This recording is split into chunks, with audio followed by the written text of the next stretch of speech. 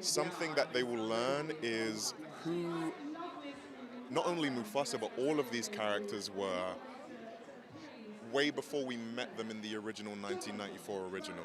We're meeting them as adolescents. We're meeting them when they're not quite in their bodies. They're kind of wearing shoes 2 or 3 sizes too big. They're a bit clumsy. And I think that's really endearing, and I think there's a lot of joy in that. And also to learn about the trajectories from point A to point B, which is arguably the final point in 1994, where they're very much in their rhythm. How did they get there? What are the circumstances that they started in, and how did they utilize those circumstances or overcome them to get to where they land? Friends, and the importance of those relationships, those personal relationships in our lives, if we're blessed to have them, and how to preserve them, how to nurture them, and even in moments of challenges, how to communicate in a way that is only ever conducive to them staying solid and continuing with us on our journeys. Yeah. I'm a huge fan of cinema and the silver screen, so I will always encourage audiences, if they have the time, to see something on the big screen, just for the sounds, the imagery, and the feel of it to be received in the way that the great Barry Jenkins intended. Taka is the son of a king. He's a young prince, and he's destined or being set up to be the king of his pride. But then he meets this young orphan named Mufasa, and he invites him into his pride, and some tension starts to build, and we know how it all ends, but we get to meet this beautiful young couple who really just wants a brother. I mean, we had Lin-Manuel Miranda, who I'm a big fan of, and the music's absolutely just stunning and fun and playful, and I definitely think that it holds up next to the '94 version. So being in the studio with him, that was a dream come true. A week before, I was thinking we need to talk about Bruno and karaoke, and then suddenly I was in the studio with him, so that's pretty cool. You're never just inheriting something, it's earned. What Mufasa has done, being an orphan who couldn't swim, and then suddenly became this iconic king that we all love and grown to respect, was something that he put in work for every single day and constantly was following his heart and his intuition on what he felt was right. And I think, we got to earn our leadership. Barry Jenkins is always going to make a beautiful film, and this one is nothing short of just stunning. I play Afia, and she is Mufasa's mom. She is very loving and caring, and she is very concerned with raising a son who is strong but also emotionally intact and has his hope still in his spirit, because that's important for boys, to still have some hope and some softness to them. This film shows you that when you love someone truly and honestly, that is when you come to real friendship, real sister or brotherhood, and that is how we move forward in the world. I love being a part of the music. Milele was written by Lin-Manuel Miranda. It is a beautiful, beautiful song. There are some really fun things in the movie. I Always Wanted a Brother is absolutely so much fun. And it's just a wonderful thing to be a part of the Lion King universe, to be perfectly honest. The scope of the movie is extraordinary. It is so vast. I was in Kenya last winter, and the way that they have captured the movement of the animals across the land is absolutely mind-blowing. It's stunning. It's beautiful. And I mean, it'll be great to see later on your television, but when you see it on film, it's beautiful. It's stunning. The biggest thing was I just saw so many of the themes in my previous work in this, and yet it's the Lion King. And I also saw so many things that I didn't know or just didn't realize about these characters that were just so wonderfully detailed in Jeff Nathan's script. It was the technology.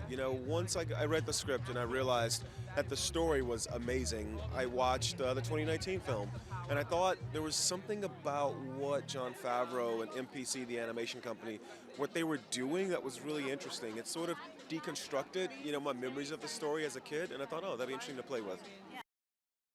The main thing for me is this idea of good versus evil. For 30 years, Mufasa has been purely good and Scar has been purely evil.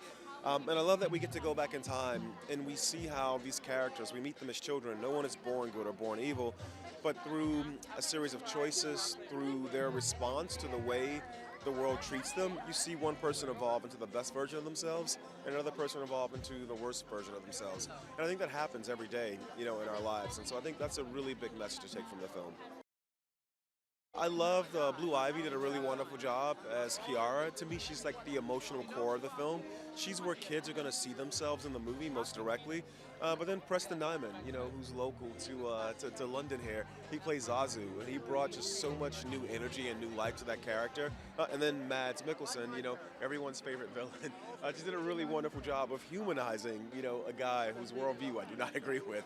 So yeah, it was a really, really great time working with all of them. To me, it was a microcosm of the film where Lebo was so core to the DNA of the sound of The Lion King, and Lynn respected that, Dave Metzger respected that. We just embraced it. It was a really beautiful process. Oh, it's so exciting. I love London, love being here. I love this movie. It's a spectacular movie. I'm very flattered and grateful to be a part of it. So I was here for the 2019 premiere and happy to be back. Timon and Pumbaa help Rafiki explain to Kiara who her grandfather Mufasa was and how he became brave and how he became a leader. But really, Rafiki's doing the heavy lifting there, and Timon and Pumbaa are trying to insert themselves into the story desperately.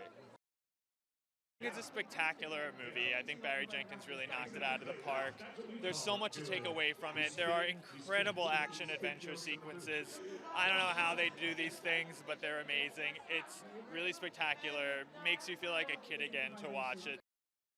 It's a full circle moment because I spent time here as a child, walked all the way around here with my parents, and I would never have imagined being a part of this spectacle. Actually, that's not true. I could have imagined being a part of this, and it's great that my dreams are coming true. Like, look, Disney is top tier, and I'm proud to be a part of this. Amara is a fierce albino lioness. She's part of the Outsider crew, and she's fiercely loyal to her mission. She's passionate about getting what she wants, and she's fun in all of that. With all the dangers, she's fun. Audience, they're going to take away an understanding of what turned Scar into Scar, and how Mufasa became the legend and the king that we were first introduced to in the first movie. And of course, they're going to take away the magic, the beautiful, beautiful magic of Disney, the heart of magic. How they explore all the African landscapes, from snow to lush and green to a bit of desert, plains, like it's so beautiful. You have to ingest all of it on the big screen. It was very exciting to finally team up with new composers and an excellent, amazing director. And spending time with Lin-Manuel in the studio for me was it. And working this project, I was honestly very nervous because I was, oh no, another Lion King. I can't. But by the time I get the script and I speak to Barry, the director, I knew it's a whole new ball game, and it was exciting that I'm going to be part of yet another 30 years, and I got to write a new song for the beginning, which is the highlight of my career, probably.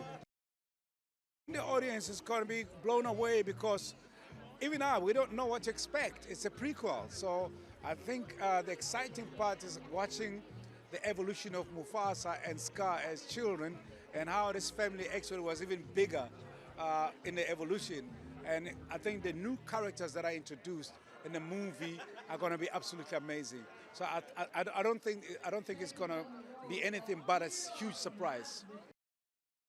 It belongs in the big screen because it's, the directing is absolutely out of this world, and animation is going to the next level. And of course, the cast itself, driven by the music, is just out of this world. It's a movie project before anything else. He's an outcast, an albino lion who's picked up his own gang, bitter people, bitter lions. And they just want a place in the sunshine as well, but the place starts growing and growing, and he gets ambitious.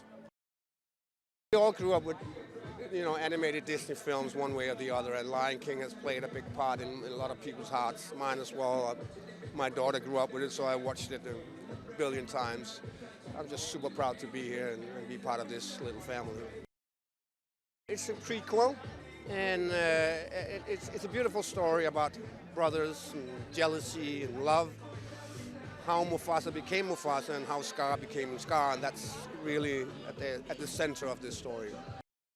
If you've seen the original of the 2019 film, Zazu's very confident that he's good at his job, confident in himself, obviously quite bossy.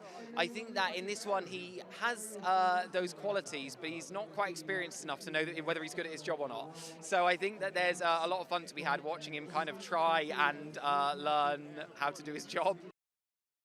For me, the most important theme is about the responsibility and how, Mufasa is a very powerful leader, and he wasn't born like that, and he had to learn to make responsible decisions and lead responsibly. And I think that that's a really amazing lesson for kids and families to learn this Christmas.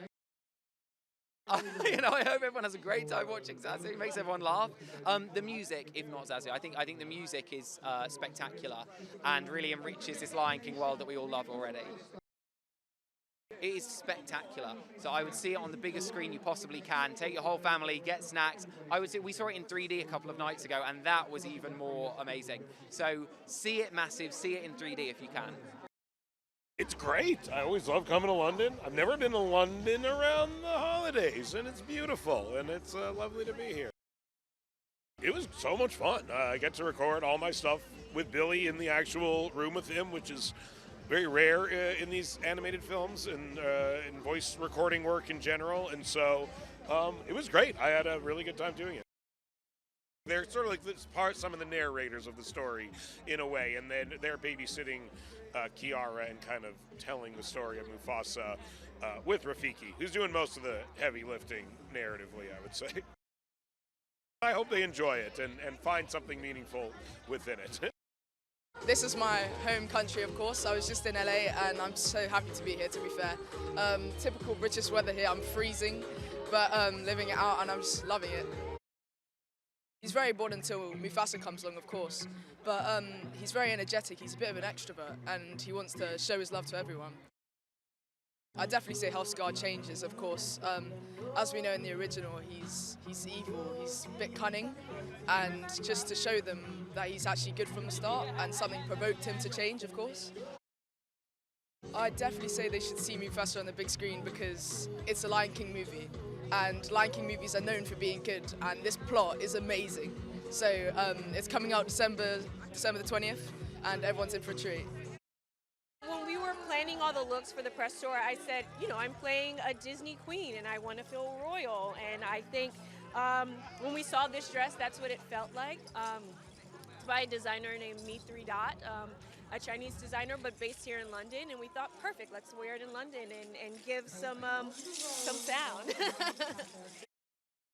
We find her before she's this perfect queen and mother, right? No one is just born like that, just perfect and full of wisdom. And so we see her when she's looking for her pride. She's lost her community, and I think she is finding community in Mufasa. The music in this film is written by the incredible Lin-Manuel Miranda, so there's going to be all bops. You're going to be able to dance to things. You're going to feel it really deeply. And I think we're making more kind of classic music that I hope that audiences will be singing along with for decades to come.